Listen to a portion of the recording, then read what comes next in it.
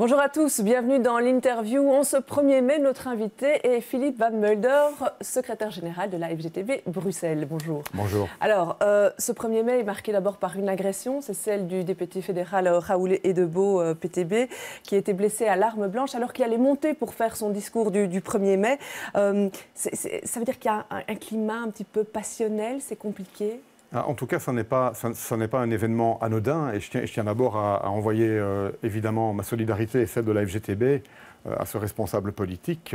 Si demain ce genre d'incident, d'agression devait se multiplier, ce serait une autre Belgique, non? Ouais. Quand on voit le climat général, Belgique, France, plus largement, on a l'impression qu'on est un peu un tournant politique, que c'est un moment où toutes les passions sont, enfin, où les extrêmes sont en train de prendre du poil de la bête. Oui, je pense que vous avez raison. On est devant un moment de désarroi. Vous savez, c'est une question qu'on se pose beaucoup dans mon organisation pour l'instant. Ceux qui se tournent électoralement vers les partis populistes, est-ce que ce sont des électeurs en plein désarroi? Et dans ce cas, on doit évidemment les comprendre et tout faire pour répondre à leurs attentes légitimes. Ou est-ce que ce sont des électeurs qui sont au fond victimes d'une espèce de ressentiment destructeur et donc qui ne votent pas contre un système néolibéral qui les écrase, mais pour le racisme, pour le sexisme, etc.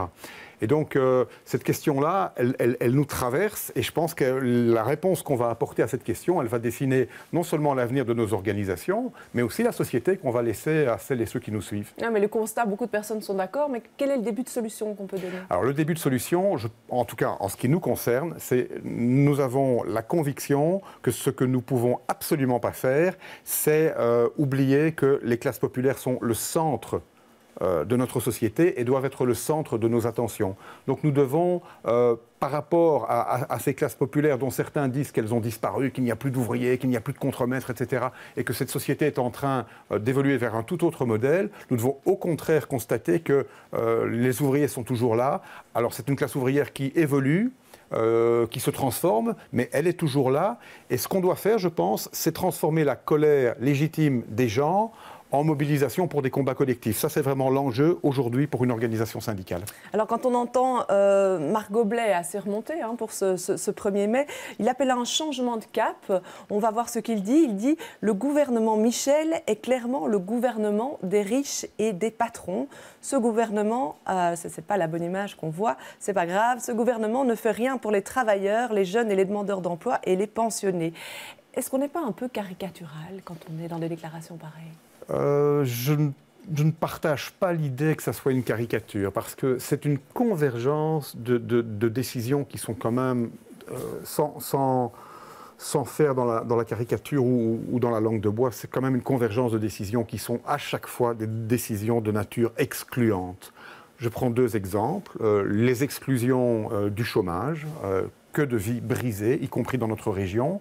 Et maintenant, dossier plus récent, la problématique de la réintégration des malades de longue durée, qui va conduire à tout un nombre d'employeurs à constater que le travailleur qui est absent depuis longtemps pour raison de maladie, eh bien, il est devenu, ouvrez les guillemets, inemployable, et permettre à cet employeur de le licencier sans préavis ni indemnité pour force majeure.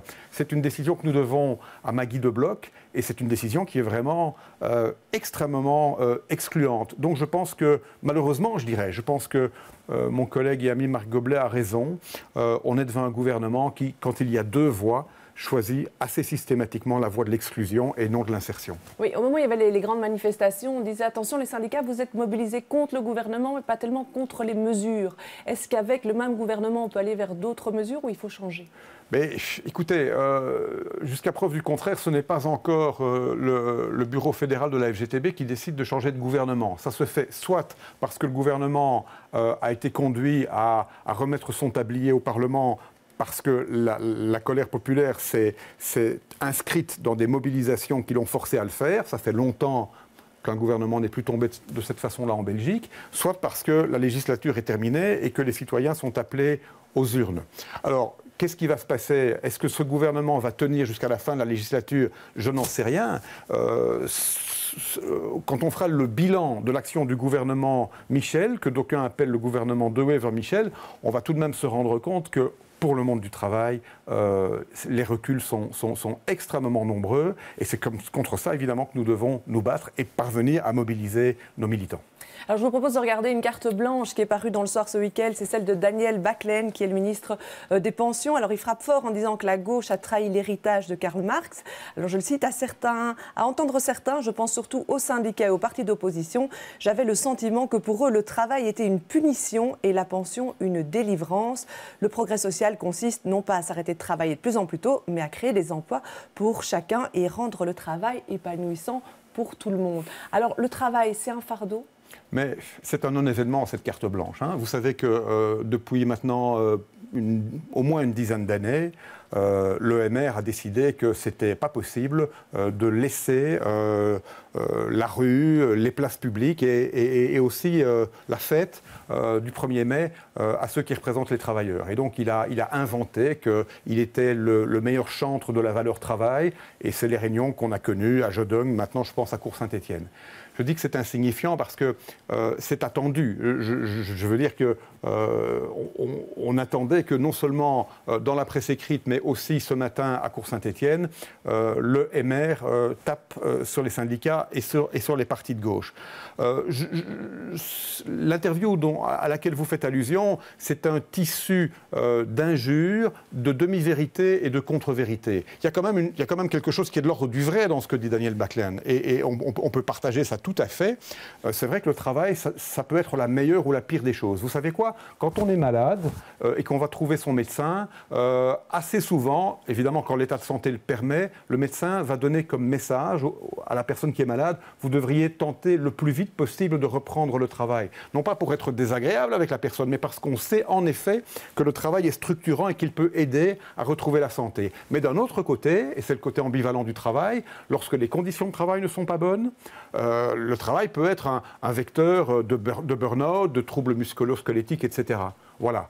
Donc, écoutez, Daniel Baqlen a dit ça, c'est merveilleux, le monde va mieux, mais il ne va pas réussir à masquer le fait que son gouvernement, le gouvernement dont il fait en tout cas partie, prend toute une série de mesures, y compris en matière de pension, qui vont à l'encontre des intérêts des travailleurs. C'est une évidence. Ouais, la FGTB sort une enquête qui a été menée sur les Belges. 68% ne se voient pas continuer à travailler jusqu'à l'âge de la pension. Alors, c'est quand même un chiffre qui fait que ça reste pour vous un combat important de revenir à 65 ans ? Alors, moi, il y a quelque chose qui m'a toujours étonné dans le discours de la droite. C'est cette idée que retirer les plus âgés du marché du travail, en réalité, ne crée pas d'emploi pour les jeunes. Et cette idée, elle a été tellement assénée par les leaders du patronat et de la droite qu'au bout du compte, on a un peu l'impression que c'est devenu une idée partagée par tous. Eh bien, c'est faux. Il est clair que dans des périodes où, même si le chômage des jeunes est en net recul à Bruxelles depuis maintenant 46 ou 47 mois, dans des périodes où il est encore beaucoup trop haut, ce chômage des jeunes, eh bien, on serait vraiment bien fou d'obliger les gens à travailler jusqu'à 67, et the sky is the limit, 70 ou 72 ans, sous prétexte que l'espérance de vie a augmenté. Ce qu'il faut faire, c'est évidemment... Et là, je pense que Baqlen a tout à fait tort, c'est évidemment partager le travail. Et pour le partager, la seule solution juste socialement, c'est la réduction collective du temps de travail. Ouais. Le PS a annoncé ce matin qu'il se prononce en faveur d'un bonus social généralisé, donc c'est un complément de salaire, et ce n'est pas l'allocation universelle dont beaucoup ont parlé. Vous soutenez cette mesure ? Alors, écoutez, on va regarder ce qu'il y a dans cette mesure. On ne va pas acheter non plus un chat dans un sac. Ce qui est clair, en revanche, c'est que l'allocation universelle, on ne la soutient pas, parce que toutes les statistiques indiquent que c'est une autre idée reçue. Il y aurait une raréfaction du travail dans notre pays. Ce n'est pas vrai. le travail n'est pas une espèce en voie de disparition. Et ceux qui soutiennent l'allocation universelle, et M. Backlund semble nous mettre dans ce paquet ce week-end dans son interview ou dans sa carte blanche du soir, ceux qui soutiennent l'allocation universelle, au fond, le message qu'ils envoient, c'est ce n'est pas le travail qui crée la richesse, c'est le capital. Et nous disons que c'est le travail qui crée la richesse encore et toujours dans notre région et dans notre pays. Ce matin, vous étiez au 1er mai du Parti socialiste bruxellois. C'était important pour vous d'être présent à ce moment-là? C'est un moment où le mouvement mutualiste, le mouvement syndical, et le parti politique se rassemblent, ça fait partie des traditions, et donc effectivement c'est important. Et je le fais maintenant depuis une bonne dizaine d'années, et chaque fois dans le même esprit. C'est pour porter le message d'une organisation syndicale à un certain nombre de responsables politiques qui peuvent être dans l'opposition ou dans la majorité. Il se trouve que pour l'instant, les situations sont différentes au fédéral et à la région. Et donc, c'est quand même un moment privilégié pour pouvoir porter les préoccupations de la FGTB. Quand vous voyez que le PS est en chute dans les sondages, notamment à Bruxelles, c'est quelque chose qui vous inquiète, vous, comme représentant syndical? Alors moi, ce qui m'inquiète, c'est que, visiblement, on n'avait pas nettoyé les écuries à fond. Et ce qui s'est passé au niveau de Publifin, etc., indique qu'il y avait encore du travail. Ceci étant, je pense qu'on ne peut jamais considérer comme une bonne nouvelle que des partis qui ont dans leur programme l'amélioration du sort des classes populaires et qui ont montré que lorsqu'ils étaient aux affaires, ils mettaient les mains dans le cambouis pour obtenir cela, ce ne sera jamais une bonne nouvelle de voir qu'ils sont en recul. Et donc, nous allons bien voir si les mesures qui sont maintenant prises en région wallonne, en région bruxelloise, pour davantage d'éthique, pour encadrer ces rémunérations parfois exorbitantes autour de mandats et de mandats dérivés, si ces mesures vont produire du fruit, et qu'au bout du compte, on aura encore des partis de gauche, de manière générale, des partis de gauche qui sont en capacité de se mettre au travail pour servir les intérêts de ce monde du travail. Voilà, à voir dans les prochains mois. Je vous remercie d'être venu sur ce plateau. Je vous remercie de nous avoir suivis. Je vous souhaite une bonne fête du travail pour tous ceux qui sont en congé. Et je vous retrouve demain pour une nouvelle interview à la même heure. Bonne journée à tous.